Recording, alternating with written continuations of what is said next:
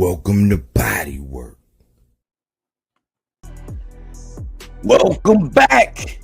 It's Michael Rogers. Welcome to Body Work Boxing.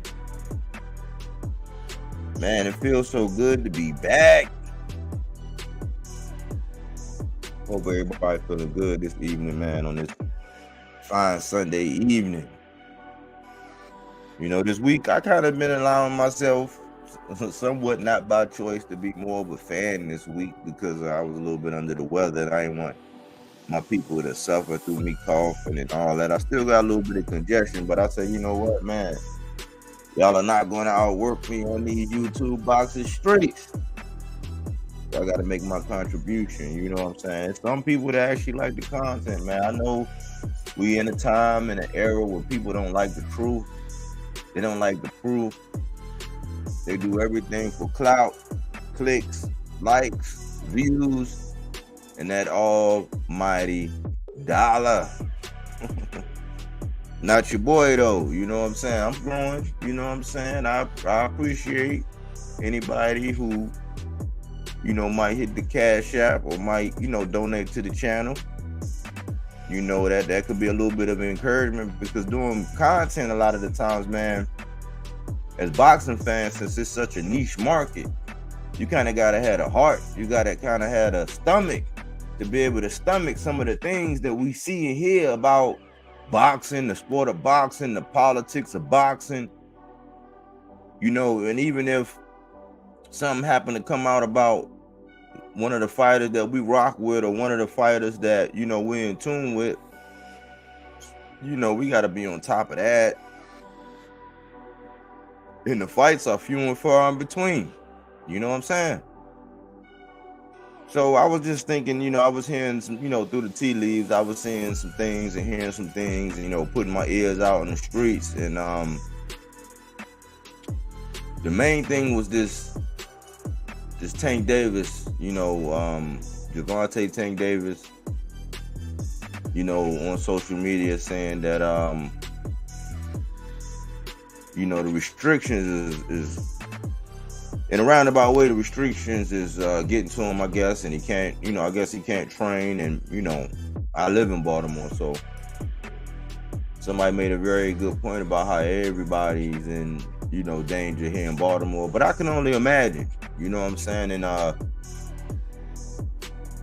don't know if it seems like I'm always the one out there throwing out a life jacket or a raft or something like that. It's just it's not really that. It's just being from the area, man, and knowing that oftentimes people from this area, man, we got to fight so hard because of per capita, man. People living on top of people, so you got to be well-rounded. You got to be nice in football. You got to be nice in basketball. You got to be able to throw your hands. Some people are nice in baseball.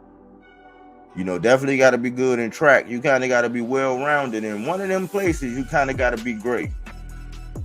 But the odds of making it in boxing, man, when you got to fight some of the toughest people, man, not just from Baltimore, but from the D.C. area, some people from Virginia, you know what I'm saying, which is known as the DMV, even PG County, because PG County and Baltimore is kind of like two different things. I was born and raised in PG County, went to the Army, came back, you know what I'm saying, a couple years ago. Never knew I would live in Baltimore, but that's where I'm at, man. And so I see the people. You know, I'm aware of the statistics, the crime rate, everything that's going on. You know, I service a lot of these buildings, a lot of important buildings out here, you know what I'm saying? And occasionally I do get a chance to work in some of these buildings, you know what I'm saying? Some of these higher echelon type buildings, you know what I'm saying? Doing maintenance, making sure everything work right. Or if it's a problem, going over there to help them solve it. I deal with that. So I got to look at the statistics. And I was thinking, man, we live in an era right now where a lot of people can glorify the fact that they've been to prison. Oh, man, I did this many years. I did that many years, you know what I'm saying? Which it's kind of hard not to, in some shape, form, or fashion, you know, kind of avoid it. I mean, it's a statistic. It's the reason why there are statistics. And then you have something like, you know, what happened with Tank, man, stemming from an incident in 2020. And I be thinking about right there, then and there, it's like that happened 3 years ago. He's still dealing with the repercussions of something that happened 3 years ago. And people are chiming in, and you gotta never kick a person when he's down, but is he really down though? I don't think he's really down. I think that he's in a position where he's a fighter. He want to fight. He want to be able to train. He's been doing things here lately where he hasn't been pigeonholed into one spot. You get to messing with a man's freedom, you know what I'm saying? You get to messing with their mind, you know what I'm saying? They feel constrained.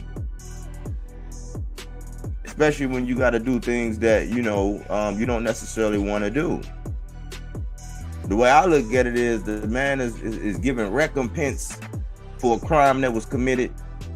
He did more than just take the slap on the wrist. He actually went in there in the cells and was in there for about 44 days. And, part of the consequences was to have other obligations. And during this time when this man is, fulfilling his obligations, a lot of people are overlooking that. Yet, they make a lot of money. They spend a lot of time talking about their past transgressions and glorifying it and this and that. But he's in the midst of doing the time for the crime. He's actually fulfilling his obligation. It could have got a lot darker for the young man, but he's in the midst of fulfilling his obligations, and he's saying, look, man, I want to be able to train. I got to stay here, my life in danger. And you got to realize, man, when you got that kind of status and people equate you and they can, Google you and look you up or whatever, you a walking target. Especially in a place like where we at. It's just a stark reality. I mean, even in DC, it's like that. You know what I'm saying? The wolves are out. The teeth are showing. Snakes are out. The fangs are showing. You know what I'm saying? All for that almighty dollar. That's why I always question, man, where's the limit and what we draw when it comes down to things we're willing to do for that almighty dollar. Well, he's reached the pinnacle in boxing. As far as record-breaking gates, selling out every city he go into.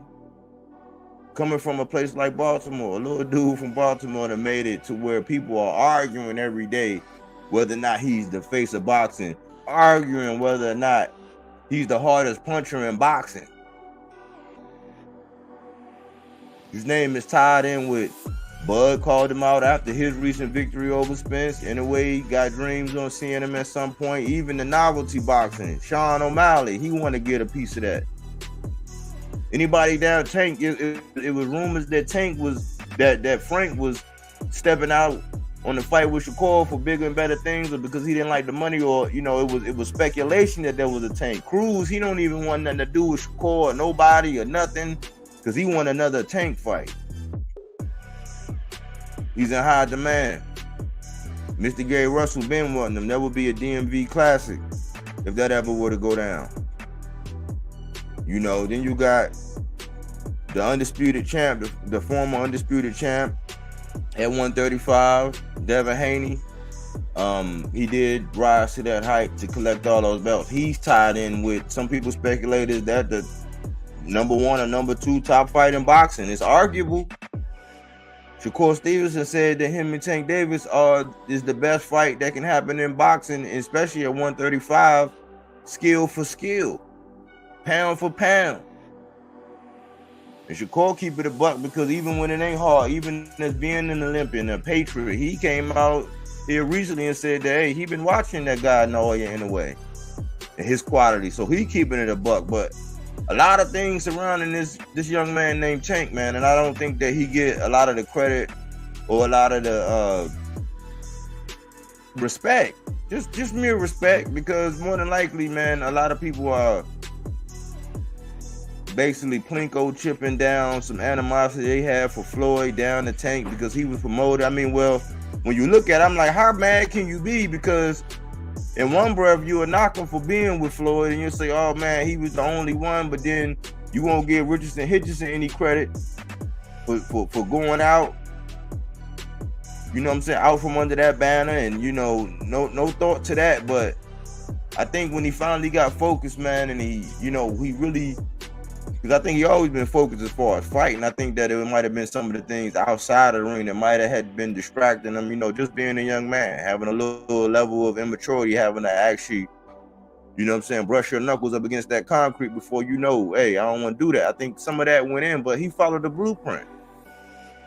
And now he's, you know, one of the major players in the game. And a lot of people don't like how he moving. We want a lot of people to cry and whine and moan about it. But it's like, man, hey, I mean, what can we do? We know who the best fighting the best is. We know where the best smoke is. But as fans, what can we do? But right now, this man fulfilling the obligation, and I've been seeing and hearing people having a lot of heat for him and saying, hey, I'm like, well, if you're under duress and you're not free to move the way, you can have all the money in the world, but if you can't move the way you want to move, especially if you got dual residencies, you can't be at two places at one time. Everybody ain't trustworthy. That's a lot of stress and a lot of pressure when all you want to do is get back to being like a fish in water, and all you want to do is get in that boxing ring and throw down the ones and the twos. What's a man to do? You know, I'm thinking about that, and I was realizing that, man, you know, heavy is the head to wear the crown, because he is the people's champ. A lot of people say, oh man, that's the Reggie. You hear these regurgitated phrases about him not fighting nobody, all this nonsense, you know what I'm saying? But when you really look at it, man, he got the game on Paul. He has a fingerprint on the game, and he is doing his thing.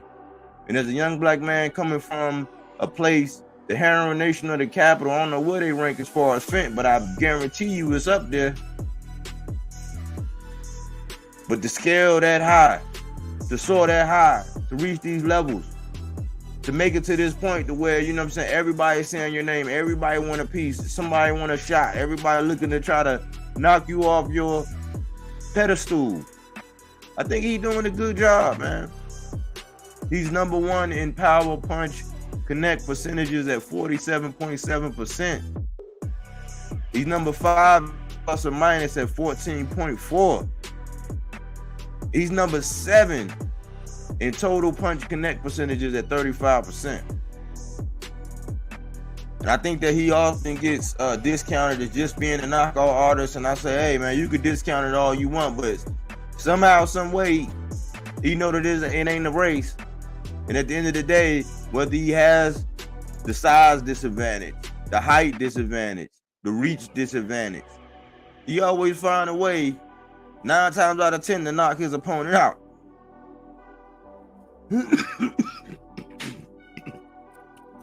Now we know he got a chin.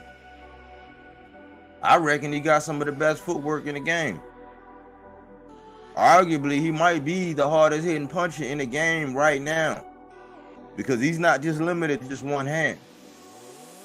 It could be upstairs, it could be downstairs. It could be with the left or the right. And for him to be able to lay back and sit back and just move around and pick his punches, and when he connect, you know what I'm saying, it pretty much over. Because a lot of people talk about knockout power, but I'm talking about fight changing, mind altering, devastating power. That's that guy.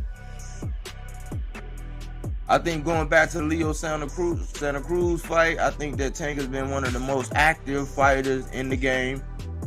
And he's been out selling, record-breaking every city that he's going to, selling out tickets. But we don't hear anything about that. We hear about transgressions that he did back in 2020 that he's still paying the price for on today. And I'm like, man, since there's so many narratives out here, maybe they need Uncle Mike to go ahead and narrate this thing that's going on, man. This is what's called life, man. Then people be saying, I heard somebody say recently, I thought they rock when they say, oh man, if you can't do the crime, then don't do the time. It's like, yeah, but like, you got to think about it. This happened in 2023. And you can see the change. You can see when Tank pretty much stopped. You can see how his weight used to fluctuate in between fights. You didn't really see none of that. He was fighting too often. You can see a new focus. And that man just want to get back to putting on the gloves, man, and getting back to doing what he do. You know what I'm saying? But that's Power Book Tank. You know what I'm saying? I think he the most dangerous and accurate fighter in the game. And that plus or minus, only people above him really is like Shakur, Bivol, I think in the total punches, I think David Benavidez, who's a high volume puncher. You know what I'm saying? But Tank, he's very selective with those shots that he throws. But I think boxing skill and what he actually does with the opponents that he does, it's always discount, it's always an excuse, always rehydration, always this, always that. You know, we don't hear those same things when Canelo do the same things, you know what I'm saying? And ironically, they're both argued as the face of boxing. So I'm thinking, man, somebody got to be the one to come out here and put fresh water back in. Somebody got to be able to come out here and chime in on what's really going on and look at everything for what it really is, man. You upset because his next opponent might be another Hispanic fighter? What you gonna do about it? You're not gonna respect the suits, you know what I'm saying? When we just seen my man Earl Spence, the suits didn't want that fight. We just saw what happened with Earl when he went against the suits, and now everybody's clamoring, acting like they didn't just witness what they just witnessed in that fight with him and Bud, and the results, and how that kind of, we thought boxing was gonna get fixed by that. Now it's been, you know, rumors of a rematch coming up, and in a day, I'll wait for more concrete information and wait closer to that time because we way out. But we look at how that kind of splintered the boxing. Even just going for them two boxers at the same time, especially if you draw the line, it divided the boxing community where we couldn't even just keep it boxing. Where you had to love one and hate the other. You couldn't recognize this without be calling a D-Rod, and you can't state the facts on this without be calling a hater. And we've seen what happened where the suits didn't want that fight to happen, and it took place, and look what happened. And now we want Tank to go against the suits. We want him to abandon everything that he did, the formula that he got to get to where he at. Yeah, we know that who we want him to fight. We know that we want to see him against Devin. Devin has moved up to 140. And now people are talking about, oh man, well yeah, it's rumors that Devin is going to vacate 130. We been knew that, y'all. Stop playing. Devin at 140. Shakur's there. Shakur got De La Santos smoke. La Granada, the grenade. They restoring order by fighting for that belt. That one ain't getting emailed to nobody. Actually going and fighting for that belt. And that'll be for one of them stones. So order is being restored. Tank them for it twice this year. Hector Garcia hit him in the head. That man said he was blind. He hit Ryan with a body shot doing that body work. And Ryan said, I don't want no more. Then for whatever reason, however happened, whatever, he had to go do the 44 days. He went and laid down for 44 days, came out, and now he's still dealing with the consequences of those actions that he did back in 2022. And I don't know why, especially if you like to glorify jail life and all this and that and the struggle and this and this and that. I think we kind of got to respect the fact that he is making recompense for a past transgression. Whether he felt or illustrated or showed remorse or whatever. I mean, at the time, it happened 3 years ago. I didn't see a big chase or a big, he wasn't on the news with helicopters on. No, he went into this time, and now he's dealing with the consequences, and he said, hey, look, man, I want to be able to train the way I want to train. He's up there with the creme de la creme.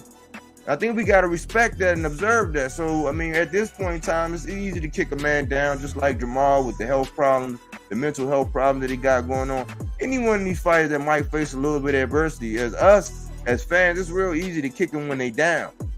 But it's like, how about we just let him get through whatever he got going through, man, and put out some positive energy. And even if it is Cruz, guess what? All them people that was out there on that nonsense saying, oh, man, Cruz really won and this and this and that, planting all them seeds for all that time, and the suits was hearing, oh, well, this is the biggest interest. This is the one that gave him the most credit since he was the only one, aside from another guy in the 6th rounder to go 12 rounds with him. He the only one to survive. People were saying they wanted to see it again. And everybody who really knew what they was watching knew that Tank boxed circles around that man. Tank stopped Mario Barrios, who went 12 rounds with Keith Thurman at a higher weight class. And just put pause on Ugas. No credit. People was behind the wagon when they were saying, oh man, yeah, he could go up there and see Bud. It's somebody else that you know what I'm saying, that They say they rock with the man, but they say he could beat everybody but Boots, Spence, and Devin. Out of all these fighters, I mean, you in one breath you give them all the credit, but then in another breath you take it all away because you're upset that you can't be the one to pull those strings. You know what I'm saying? We want to see him get it on with the best, and you know, we want to see the best fights. We want to see him in Devin. Everybody know that we want to see him in Devin. All that's going to happen and what's going to happen, I think it's going to be a whole lot of crying. You know what I'm saying? If that fight was going to happen, and I'm leaning more towards, man, it might not. It might not. Because we in this A-side era, A-side official, and this, that, and this can do that. And if certain people ain't willing to conform and do what they need to do to actually make a fight or get a fight to make it happen, it might not ever happen. How you gonna tell the suits what to do after what we seen? And when I look at it, man, the biggest ski mask wearer was Canelo Alvarez, man.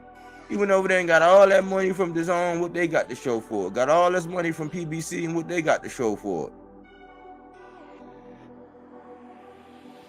But him walking away with a bunch of money and some defeated champions, it's just, you know, it don't make sense. And now, you know, it's all this pressure for this man to do whatever. I think this man, by the letter of the law, he got to do recompense for what came down the pike. He got to get that out the way so that he can move forward. But I don't think as a people, since we come online to get away from real life, I don't think we apply real life logic to these types of things. And somebody actually had to say something about it. You know what I'm saying? It just is what it is. You can look at it however you want it, man. We want him to fight the highest level of competition, but right now I think that he's doing what he need to do to be able to tuck that incident that happened 3 years ago away finally, so he can move forward without the pressures of that lingering anymore. And I think he deserves the respect to go ahead and be able to do that time, you know what I'm saying, for that crime. And that just is what it is. It's not asking you to be all, you know, to put on some knee pads or some throat coat for the man. It's just like, nah, let's be real, man. If you had this hovering over your head before you can get back to being at your best, wouldn't you want to go ahead and be able to get that out the way? Might you show a little bit of frustration, like, hey, man, I want to be able to do this. I'm used to doing that. I'm used to doing this. I can't do that. I can't move. I got a residency over there. Like, you know what I'm saying? I think you would want that. But that's just me, though. I just think he's one of the most dangerous and accurate fighters in the sport. He's setting records wherever he go. I think he's a people's champ. And he's must-see TV, whether you want to reduce him down to a knockout artist. But one thing we do over here, body work, is we don't take things for face value. We do that body work. We look up numbers. We crunch stats. We look at things comprehensively. We not knee-jerk reactions. You know what I'm saying? We put fresh water back in the game. So that's my tank piece, y'all. That's my tank piece. And I salute the man, yo. Be strong, Tank. Baltimore strong, man. Be strong, man. Do whatever you got to do to clear your mind and get this off your back, man. But don't read the newspaper clippings and listen to everybody, man. Just keep your head down. Don't be a statistic. Don't lash out. Stay down. Be disciplined. Because like we heard from Montes Stanionis, he said, man, sometimes when I'm not motivated, I got to rely on discipline to keep being able to do whatever I got to do. To stay in shape, to stay ready, to stay going, to stay motivated. Do that there, Tank. You know what I'm saying? Baltimore got you, man. You got a lot of diverse fan base, you know what I'm saying, who real recognize real, and they want to see you win, man. So you're going to hear some of the nastiest, loudest people trying to see you lose, but you do got a lot of people that want to see you win. And somebody got to be able to say it. You know what I'm saying? So I salute Tank, man. We going to hold you down. Moving on, man. I seen Regis Prograis linking up with Roberto Hands of Stone Duran for some techniques, man. Getting down with the Hands of Stone, man. It lets you know what kind of mission Regis Prograis on, man. I don't think he's going in there to play with that young man. I don't think he's going in there to do-si-do or play duck, duck, goose with Devin Haney, man. I think he's going in there to put Devin Haney on his back pocket. You know what I'm saying? I heard some more banter about some records and this and that, and you know, Devin and the cult, you know what I'm saying, coming after Regis, but I think they taking Regis kind of light, and the level of disrespect, talking about Regis' boxing IQ and this and that. I'm like, man, come with some numbers. Come with some numbers, man, because I be looking on them top 10. I seen Regis in there. You know what I'm saying? I seen Devin in a certain category, you know what I'm saying? But let's come with some numbers so we can have a real conversation about what's really going on and not this fake, manufactured, refried beef that they always do with everybody that's on the opposite end of Devin Haney, man. It kind of make it kind of hard for people to really look at Devin for what he is, man. He's just a good boxer who trains, you know what I'm saying, stays in shape, and can execute a game plan and has a pretty decent gas tank. That's what he is. That's just what he is. But this is the first time that Devin for a long time is taking a fight, or had taken a fight that I really wanted to see, and fighting Regis Prograis, who is at the top of 140 right now. I thought that was very bold. That put away all the questions. I think he could have put 135. He could have gave closure to 135 instead of keeping it messy, leaving by just saying, look, I can't make the weight no more. I'm fighting at 140. I'm going for the top dog. Let's get it, Regis. And that'd have been it. But I know people had to make their money and get their clicks, their likes, their views, and shear the sheep, you know what I'm saying, pimp the hoes, and pass around them collection plates in the name of the good Lord Devin Haney, a.k.a. Black Jesus. I know that that's what had to happen. Keep on pimping, you know what I'm saying? Never mind me. I'm just glad that the young man finally did something that I want him to do in fighting Regis Prograis. You know what I'm saying? I hope that Regis don't go through all the backlash and the slants that Shakur and Tank and Kambosos and T.O. and Lomachenko had to go into, you know, with the reputation ruin. And Rolly, he had avoided it because he was going to fight Devin at one point in time. Now, I wish that people would just look at it like these two fighters are going up against each other, and until they get in the ring, that's the only time we really got to draw the line. Other than that, it just turns into a toxic conversation where you got to be like, yes, you're right, I agree, I concur, yes, sir, and wear your knee pads and your throat coat. You know what I'm saying? That's all it turns into. Ain't no real boxing conversation surrounding it. But I think that Devin's going to have to show us something. I think that his gas tank is definitely going to be better. Yes, he will probably have more power realistically, just like anyway moving up, because he don't have to cut. But I think it was an extreme cut for Devin. But it's also one thing to be able to move up to another weight class and still feel accustomed.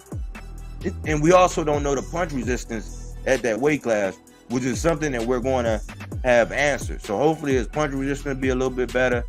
Regis has been fighting, you know, at that weight class. We know he got a chin. Me personally, I believe that Regis' biggest thing is in the middle rounds not falling asleep. Not just getting complacent with, you know what I'm saying, still trying to figure out how to get in there. Don't fall asleep. Don't be mesmerized, because Devin Haney can run up the scorecard on you if you get caught like a deer in the headlights just looking at what's going on. He's going to be getting points and moving and ducking, you know what I'm saying, getting out the way, touching you and then moving, you know, sticking and getting out the way.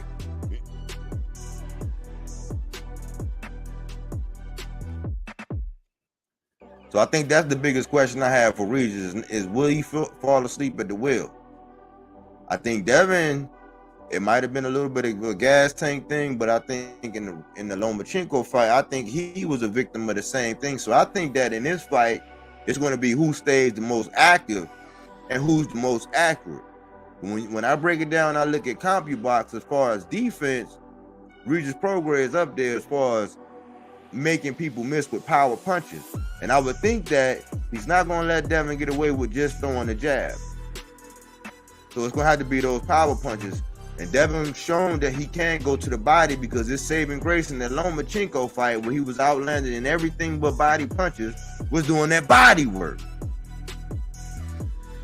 Regis Prograis is definitely going to have to figure out a way to do that body work and get them hands to come down. And I don't want to see Devin in that shoulder roll, because for a puncher like Regis, that's death. I call that dreams and nightmares, you know what I'm saying? With Devin Haney being a dream, he living a dream. He got a cult-like fan base who will ride for him. They don't want to hear nothing. So salute to him for taking on Regis. I think that it's a tall task. I don't think we should really be overlooking that fight. And I think Regis, man, I think it might be working for him as far as people just saying, oh, man, he just going to get washed. And I think that's actually going to work to Regis' advantage, to be honest. I don't think that's something that you should be telling Devin Haney, that this man is just, he's just a wash over in this. Yeah, he should be confident. But I don't think that that's something you really want to press home with Devin Haney because it might get him slept. Janabek, Keyshawn Davis, Tim Tszyu, and Brian Mendoza. Starting off with Janabek. Janabek looked real crispy. And I think it's going to be not necessarily somebody special, but somebody that's offensively gifted and defensively responsible to be able to get Janabek up out of there. I think his confidence is growing. I do think he can take a punch, even though people saying they're waiting to see him. But when I ask about seeing Boots take a punch or something like that, people say the same thing. But I hear a lot of people saying, "Oh man, we don't know if Janabek can take a hit." Yeah, I say the same thing about Boots as well. You know what I'm saying? But that's what happened when we had these conversations. You know what I'm saying? Even though we know that Boots has all the potential in the world, he got next. I think Janabek is I think he's a good fighter. I can't, you know what I'm saying, put him up there as elite, but I know that he is a force to be reckoned with, and you're not going to get him up out of there too easily. I think it's going to take the right opponent that's defensively responsible, has some lateral movements, and has some pop that's going to have to be able to deal with him. And a nice crispy jab to make him keep resetting because he has good footwork. He moves his head, keeps his head off the line. You know what I'm saying? Maybe he admires his work sometimes, but he will let his hands go when it's time. So it's only a time will tell on that. I do want to see the Adames thing. I hear a lot of people saying that Adames might just go out there and just stop Janabek right away. I'm not sure because I seen Julius J-Rock. If he would have been more conditioned, some of the combinations in the boxing he was actually able to do. Man, if he wouldn't have took so much punishment, man, he might have been able to get with Adames. Adames he has fight-breaking power. I don't think it's like, it could be one-shot knockout power, but I think that's more of accumulation to where he finally catch up to you and he's really going to tee off when he get a chance because he has a high motor.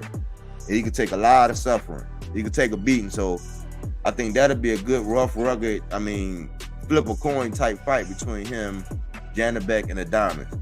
Keyshawn Davis. We always taught in sales to always, undersell and over-deliver. And I think that with Keyshawn, I think that because he is not shy of being in front of the cameras, I think that he talks himself just like a lot of people. I think Devin made that same mistake when it came to Gamboa that time when he said he was going to beat him worse than ever. And so people was expecting that. And then when they seen that push with Loma, they was expecting for him to go in there and basically stop Loma. I think that a lot of that time, a lot of that energy and a lot of that talk, even though Keyshawn Davis does pretty solid in the ring, I think that it's the overselling, you know what I'm saying, and the under-delivering that actually bites him. And we did see him get hit. We know that he has a chin now. We know that Keyshawn can take a licking and keep on ticking now. I think that was good. That's growth. That might have started him, you know what I'm saying? But I think that in time, he's going to realize the comfortable balance with being able to talk but not over-embellish to the point where if you don't fulfill what you put out there, it's like, don't set things out there. Like in life, yes. In life, set things out there in life, goals that are unachievable so that you can reach for them. And if you miss the moon, you at least land on a star. Do it like that, but I would say tone down some of the over-promising. Like when you're promising you're going to do this and do that, like, you know what I'm saying? Because if it doesn't happen, if your actions in the ring don't line up with what you said you were going to do, people are going to barbecue you. And rightfully so. I don't think people really realize that we aren't too far away from those gladiators that we all see in the stories that we hear about, those gladiators that was out there fighting to the death with the lions and the tigers and the bears. Oh my, I don't know if people really recognize that these are the kind of fans. They are bloodthirsty. fans. And as much as we always say, oh man, all you can do is knock out, fans want to see the knockout. Even when the elite fight the elite, even though when it's really elite, you might not see a knockout. You might not. But they want to see somebody master their opponent, figure him out, and get rid of him. And I think that's what would really separate Keyshawn Davis if he were to go in there and actually start separating himself from the pack by getting the stoppage. Because some of these guys, he get let off the hook because he said, oh man, when he went 12 rounds with such and such, he went 12 rounds with such and such. Well, what you're advertising is that you're different. You're special. You're the top #1 rising contender. You got to do things that's going to separate yourself from the pack. And I think that's a lot of the knock on Keyshawn Davis. Overall, I think he won the fight handily. I think my man had some opportunity to capitalize on him, but it was what it was. And he came out with the dub. Moving on to Tim Tszyu and Brian Mendoza. When I first started watching that fight, man, I said, man, after the first 3 rounds, I made a post. I said, man, it's going to be interesting if this fight go the distance because I had Brian Mendoza winning the first 3 rounds. But I heard the commentary, how they were talking. I'm like, oh, they're not really watching what's going on because they were so high on Tim Tszyu. And I hate that when the broadcasters are so high on one fighter. It's kind of hard because it's like tricking your mind.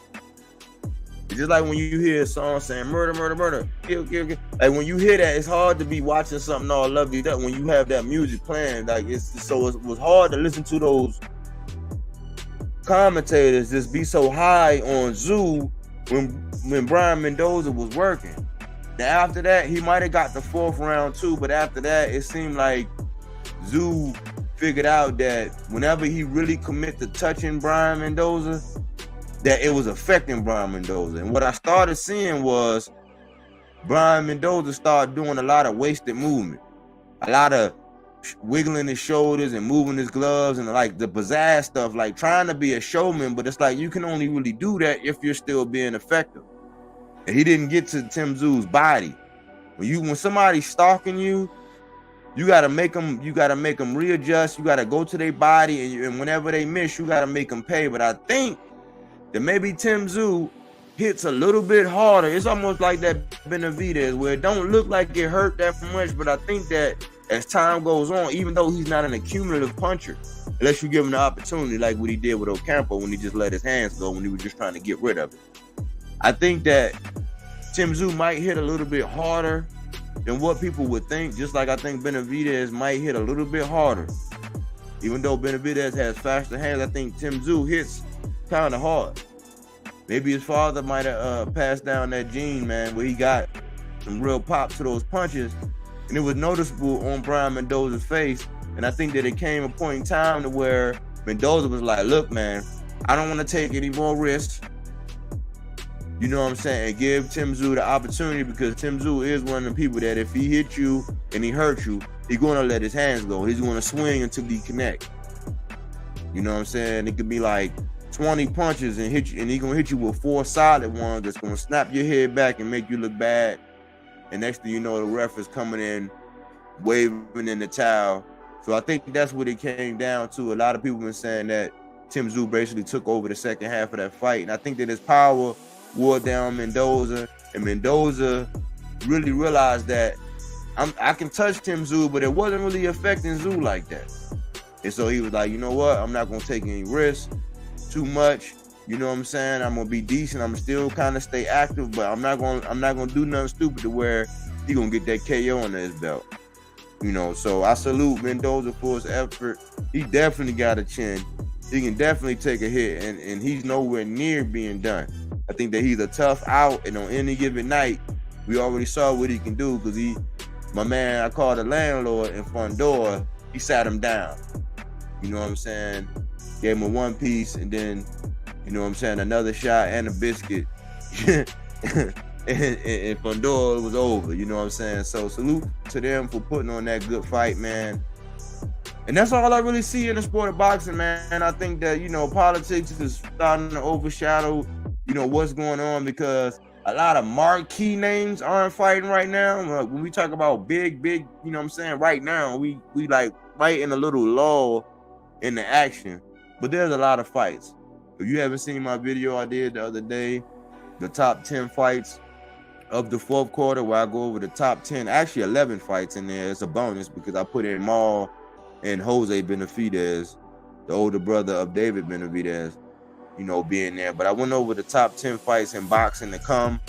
And, you know, if you don't know what to look at or who you think, I mean, because we got a lot of good fights. Shakur and De Los Santos, Regis and Haney, you know, Demetrius Andrade and David Benavidez. We got Inoue and Tapales for Undisputed, all the straps. Big implications on that fight. Who else we got? A lot of fights. We got Catterall and Linares. They're coming up. I think that's going to be a good scrap. I actually kind of like Catterall, man. I actually kind of like the way he's fighting, how he scrap. But this is a lot of good fights coming on. And I outlined that in my video the other day. I just thought that, man, you know, let me get out here and do this Power Book Tank episode, man, so I can set the record straight, man, and give everybody their perspective, man. You know what I'm saying? That man came on and said, I'll see you at the top of next year, move around. And people got mad. But it is what it is. You know what I'm saying? That's all I had, man. Thanks for everybody who continue to rock with me, man. I noticed that as I speak on these heavy topics and I start speaking down to the truth, man, I might lose one or two. And I'm saying, dang, man, one way to look at it, like, dang, who was that? You know what I'm saying? What did I say? What did I do? The other one is go right along with my theory where I say people don't like the truth. You know what I'm saying? Sometimes the truth hurts. You know what I'm saying? I'm still waiting to see and hear from my man Earl. You know what I'm saying? Hope he come back and do his thing, man.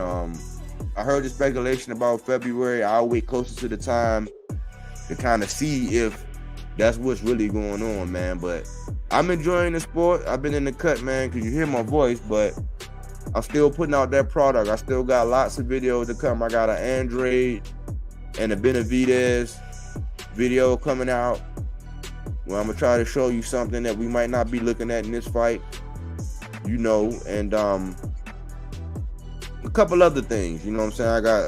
I got some Shakur Stevenson, some Inoue. Of course, I'm gonna get, you know, another according to my old head, you know, with some recent things that I seen in the interview here recently in regards to Inoue. So there's some good things going on, man, and I appreciate everybody who rock with me. You know, if you listening to this playback on this, hit the like button. Let me know in the comment section what you think, man. This is the alternative perspective. I don't expect you to agree with everything I say. If it makes sense, hit the like button. You know what I'm saying? That don't hurt. You know what I'm saying? You see the super chat, the super thank. You see all that on there. If you want to support the cause, feel free. That's motivation. But just know that I'm not out here doing it just for that, because I love the sport, man, and I can do it, you know what I'm saying, with a clear conscience. And I can sleep at night knowing that whenever I do something, I'm pretty much uplifting and pointing out truth. And you say the same thing? I hope so.